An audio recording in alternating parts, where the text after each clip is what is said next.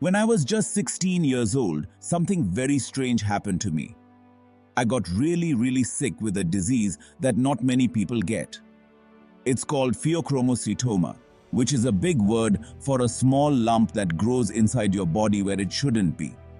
For a whole year, the doctors couldn't figure out what was wrong with me. They tried and tried, but it was like a tricky puzzle they couldn't solve. Finally, after all that time, they found out what it was and decided they needed to do an operation to make me better.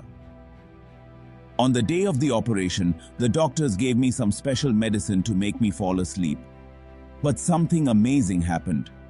Even though my body was asleep on the table, I felt like I was floating up in the air, right above where I was lying down. I could see everything in the room, like I was a little bird looking down from the ceiling. The room was huge, like being inside a big church. The lights were so bright, and I could see all the doctors and nurses moving around, getting ready to help me. Lots of people came to watch because this kind of operation doesn't happen very often. In fact, in my whole country, only 1 or 2 people get this sickness each year.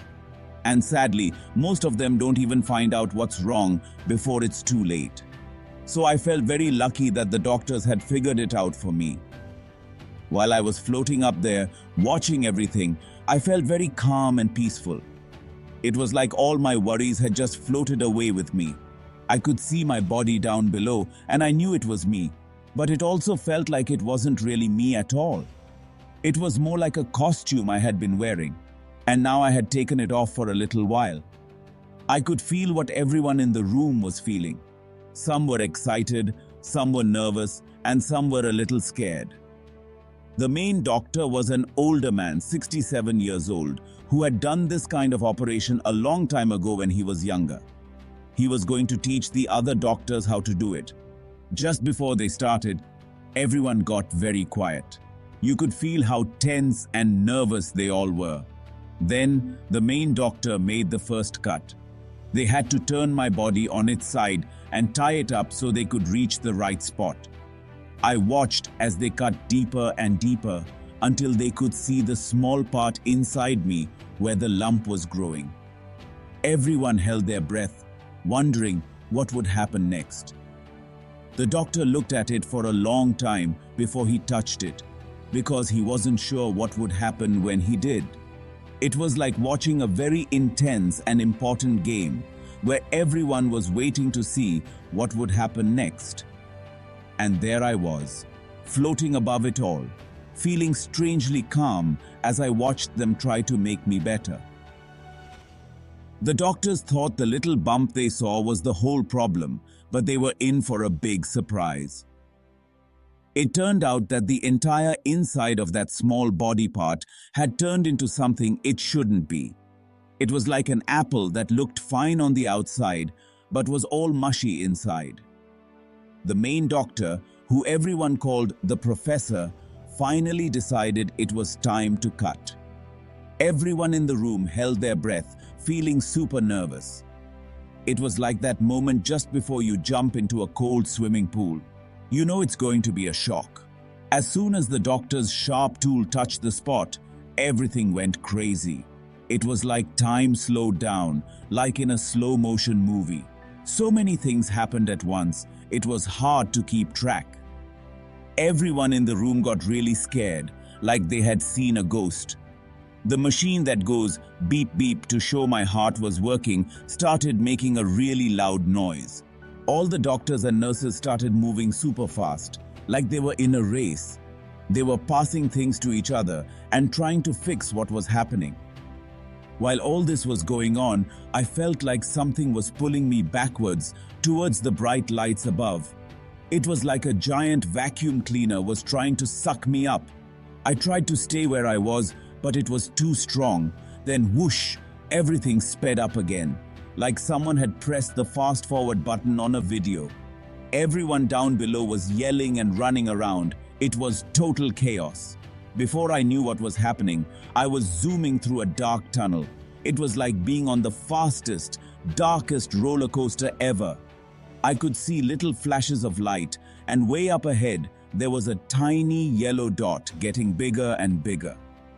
Suddenly, I popped out of the tunnel like a cork from a bottle. I landed in a strange place that was all foggy and yellow. It wasn't like anywhere I'd ever been before.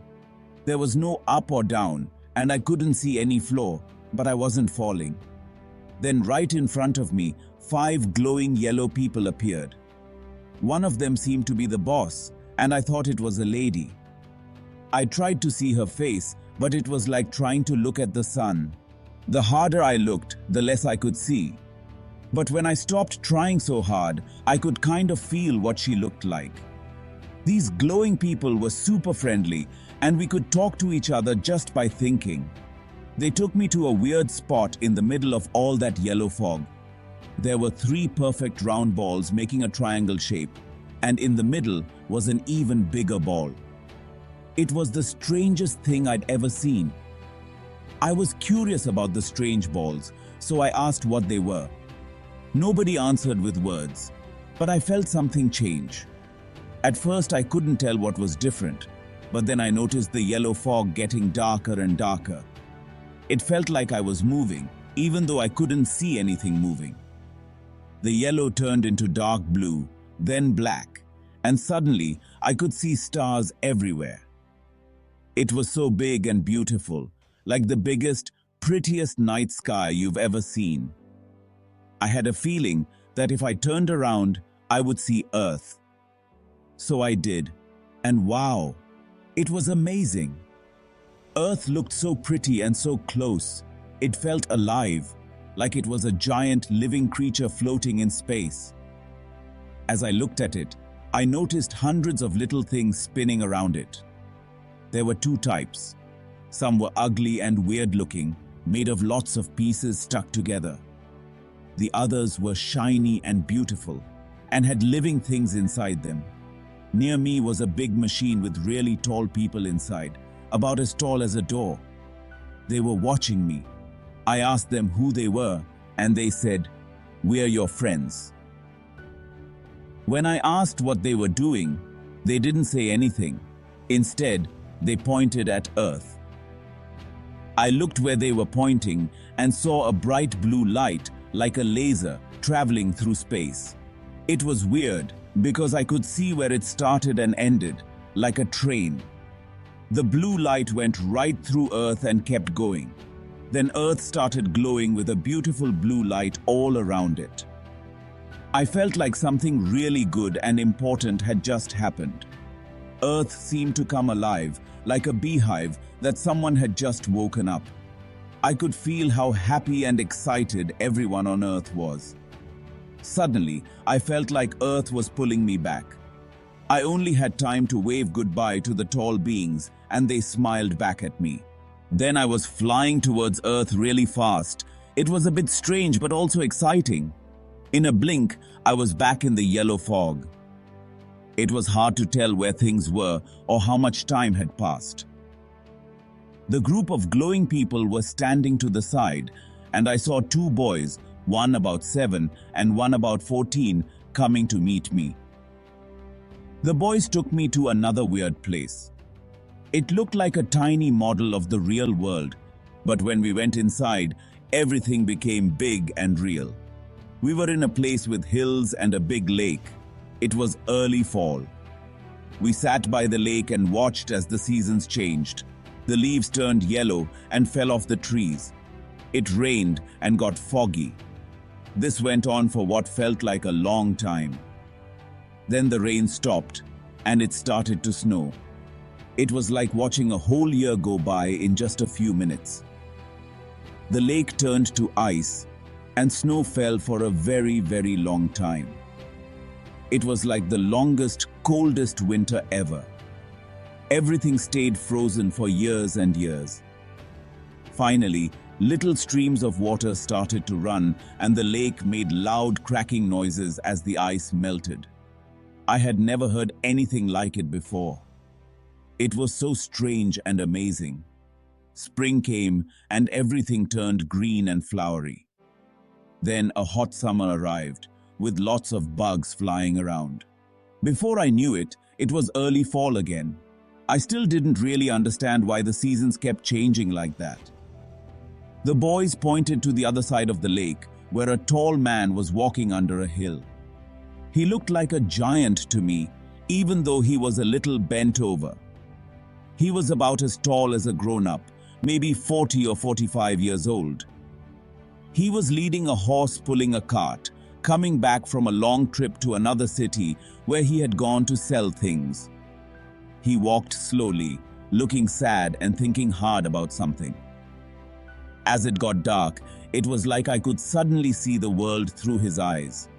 He had a wife and 8 children, and the youngest was just a tiny baby. He was a poor farmer who had a hard time taking care of his family. He spoke German and French. He lived outside the city and grew food in the fields. He walked around the hill and saw a big flat area with an ugly, grey, sad-looking city in the middle. It was a long, long time ago, in the Middle Ages. When he got to the city, what I saw through his eyes was so shocking and yucky, worse than any movie.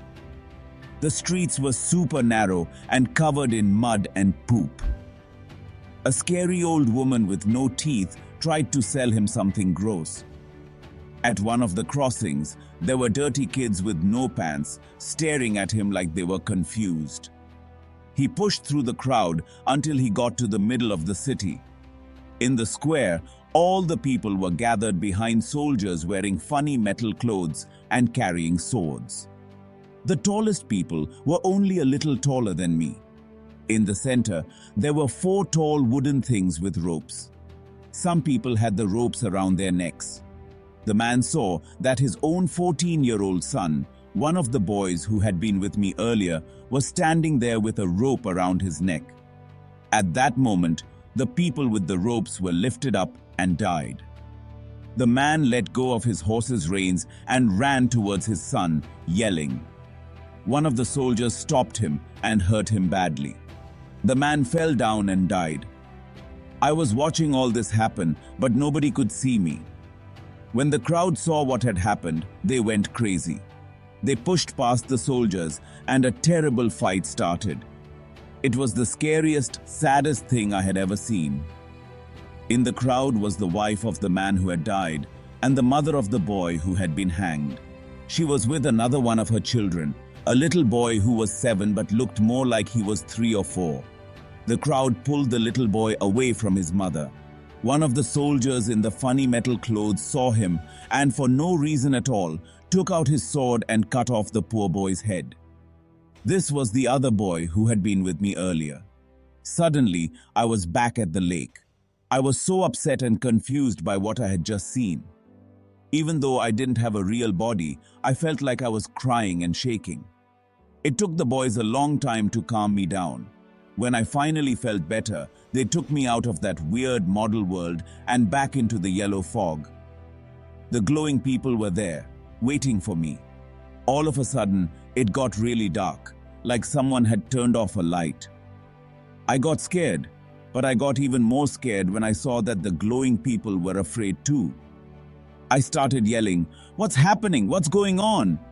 But they just looked at me, terrified. I felt like something really bad was about to happen to me. Then I heard a voice from far, far away saying, "Calm down, everything will be okay." I listened to the voice and felt a little better. After a while, it got bright again, and I saw the glowing people looking very relieved. Later, when I told my parents about this, my mom started crying. She said that during my operation, she had been saying those exact words to me in her mind. The boys took me aside, and we had a long, serious talk about things that were going to happen in my life. They warned me that I would forget what we talked about. When we finished talking, we said goodbye, and I was back on the operating table. I could feel the doctors stitching me up, but I couldn't say anything or move. The boys were waving to me from the yellow fog, saying we would meet again soon. Now I know that one of the things we talked about that day, a special task just for me, is finished. I also know that I was supposed to die that day and not come back to Earth. But some very powerful and good beings saved me. If I hadn't been saved, I would have had to go to a dark, scary place for a long time, like what some people call hell. It didn't matter that I was just a kid. I had done some bad things before, and I needed to make up for them before I could come back to Earth and live as a human again, even though life would be hard. After this experience of almost dying, I woke up as a new person. Over time, I changed a lot. Now I see the world differently, and I know what I should and shouldn't do. I realize that I need to grow spiritually and become enlightened. That's the only way life has meaning. After the operation, I could see both the future and the past, and I remembered many of my past lives. I was sad to see that I hadn't been very good in the past. I also learned that everyone has special powers, but we shouldn't use them because they keep our souls from growing. To everyone reading this, I want to say that dying isn't special. What's special and important is living and understanding why you're here. The last thing I want to say is that I believe in God as a wise and loving power. He is all about love, kindness, and forgiveness. He never says no to anything we ask for, but He gives the most to those who want to be close to Him. Thank you for watching it till the end. If you are new to the channel, make sure to subscribe to the channel. Thank you.